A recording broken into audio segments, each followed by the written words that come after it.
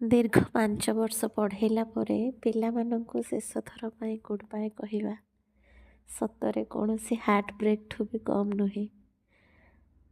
ଆଜିର ଦିନଟି ସେମାନଙ୍କ ପାଇଁ ଯେତିକି କଷ୍ଟଦାୟକ ଆମମାନଙ୍କ ପାଇଁ ବି ସେତିକି। ଛାଡ଼ନ୍ତୁ, କ'ଣ କରିବା, ଏଇ ତ ଜୀବନ।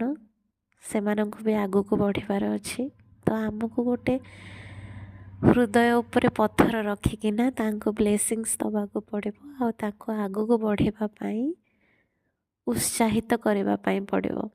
ସବୁଥର ପରି ଆମର ଫଙ୍କସନ୍ଟି ଷ୍ଟାର୍ଟ ହେଇଥିଲା ଆର୍ଟ ସାର୍ଙ୍କ ଦ୍ୱାରା ଗୋଟେ ସୁନ୍ଦର ପେଣ୍ଟିଂ ତ ନୁହେଁ, ଝୋଟିରୁ।